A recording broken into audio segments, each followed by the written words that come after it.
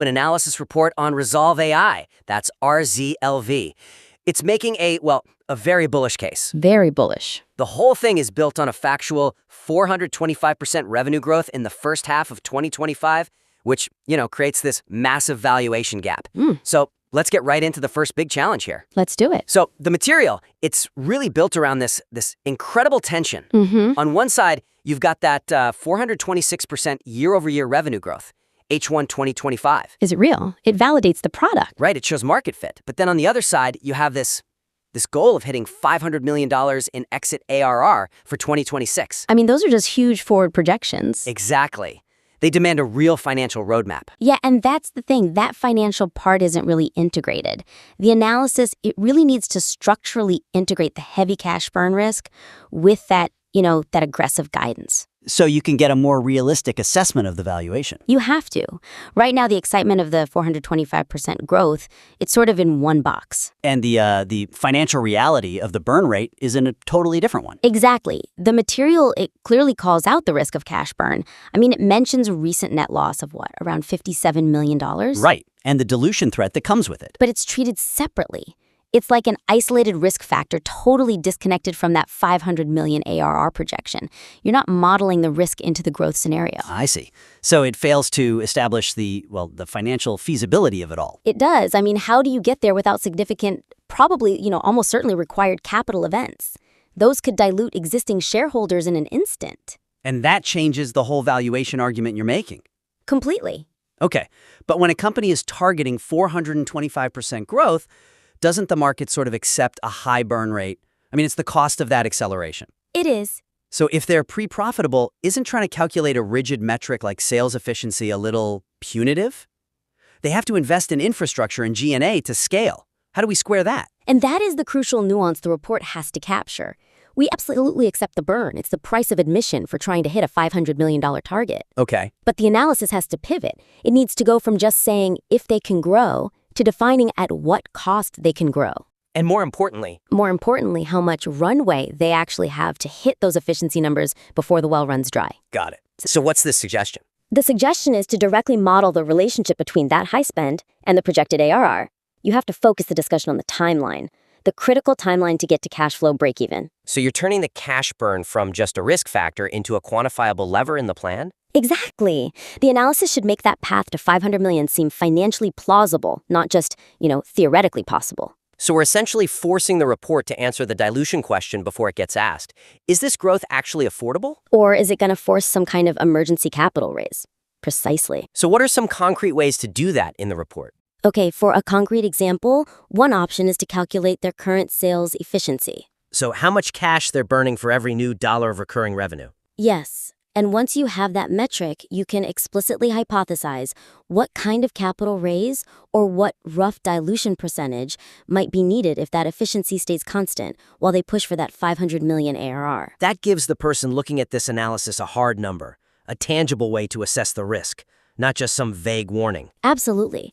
And here's another way to do it. You could show the required sales efficiency improvement RZLV needs to make to hit 500 million ARR with the cash they have on hand right now. I like that. Right? So if they need to, say, cut their cost per dollar of ARR by 30% to avoid dilution, then the next part of the report has to explain what operational steps they're taking to get there. That adds immediate, undeniable rigor to the whole bullish case. It forces you to treat the cash burn as part of the operational model. Okay, that's a great approach. Let's shift gears a little. I want to look at the secret sauce section, specifically the partnership with Microsoft. The analysis makes a pretty strong case for credibility here. It notes that RZLV's Brain Suite is built on Azure. It's sold through the Azure marketplace, and then it uses the line, "Microsoft doesn't partner with junk." Which is a powerful emotional hook for sure. But, we need to get past the emotional argument. Right. The material has to elevate the discussion of that Microsoft partnership from just simple external validation to being a core driver of scalable distribution. And inherent sales leverage. Exactly. They've established penability, but they haven't established the mechanism. The weakness is that it's just relying too much on that subjective statement, on that external validation. For a serious investment thesis, especially one built on hypergrowth, you need more. Remember that 500 million ARR number? It's just not rigorous enough. Not at all. It misses the strategic power of the Azure marketplace. It's not just a logo on a slide. It's a massive, pre-qualified, frictionless sales funnel, especially for B2B enterprise customers. Yeah, the strength of the thesis can't just rely on belief, right? It has to be measurable business benefits. Operational and financial benefits. So for anyone familiar with enterprise sales, the big bottlenecks are always customer acquisition cost, so CAC, and just how long the sales cycle is. Always. If RZLV is relying on Azure, does that fundamentally change their CAC profile? And if it does, how do we, quantify that in the report? It should be framed as their key competitive advantage in sales. So the suggestion is to reframe that partnership as the essential mechanism, the thing that lets RZLV rapidly scale its enterprise sales without the prohibitive cost of building a huge internal sales team overnight. Right. The analysis needs to shift its focus entirely to the operational and financial impact of this channel. How does it drive down their selling costs? In B2B tech, the second you have to hire thousands of sales reps, your whole business model can just get crushed by expenses and dilution. It's game-changing leverage if Azure provides that distribution instead. But the report really undersells that point right now. Okay, so give me a concrete example of how to really bring that to life. You need to analyze the potential financial benefit of a co-selling agreement through Azure.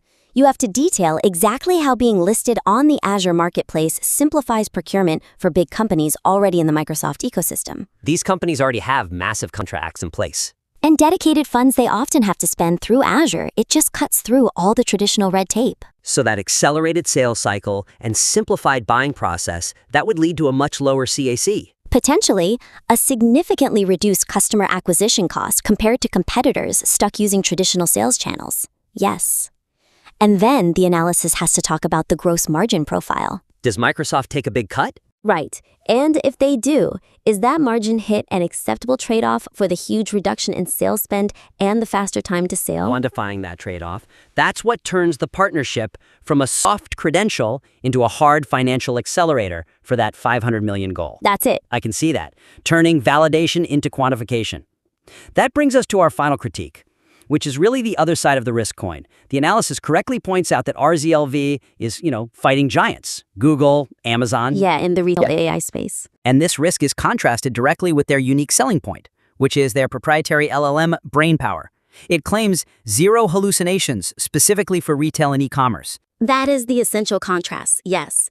And to fully justify that valuation gap, especially with that kind of competition, the analysis has to more robustly define and defend that zero hallucinations claim. It has to be a sustainable competitive moat. I share that concern. About the durability. The weakness here is that the analysis, it sets up the competition risk and it lists the feature, but it doesn't really connect them. It doesn't connect how this specialized feature is a sustainable moat. One that giants can't just easily replicate or just, crush with their massive scale and resources. And if that specialization is easy to copy, maybe with just a generic filter or something, then that incredible 425% growth is temporary. And the entire high valuation thesis just falls apart the second Amazon or Google releases a slightly better retail plugin. That's the giant elephant in the room, isn't it? How is this defensible? Mm-hmm. When you look at the general LLMs from the tech giants, they're great at creative stuff, writing, summarizing, but they often fail. They hallucinate with precise transactional questions, especially about pricing or inventory. Things retail absolutely cannot tolerate. Right. If an AI tells a customer the wrong price, that is an immediate financial disaster. The stakes are so much higher than just getting a summary a little wrong. So what's the suggestion here? How do you build that moat? The suggestion is to provide a deeper, a high-level structural explanation of why brainpower, which is optimized just for retail, achieves zero hallucinations compared to a general LLM. And you have to link that technical focus directly to the need for accuracy. The absolute necessity for accuracy in things like product pricing, stock availability, inventory management, the exact pain points that the giants' general models struggle with right now. I wonder if the answer isn't in the size of the model, but maybe in the deliberate limitation of its data, making it specialized, not sprawling. That is precisely the angle to take. Focus on the nature of the data, the curation of it. So, for a concrete example. For a concrete example, you could postulate that the proprietary LLM is trained exclusively on a highly curated, very narrow dataset, something focused purely on structured product, inventory, and transactional data. The internal digital backbone of a retailer? Exactly. Unlike the sprawling web scrapers that the open LLMs use, this deliberate limitation of the knowledge base inherently limits the scope for errors for those hallucinations. To be the most accurate AI for one specific mission-critical job. Yes, and that narrow proprietary focus on transactional accuracy is exceptionally hard for a generalist giant to replicate quickly.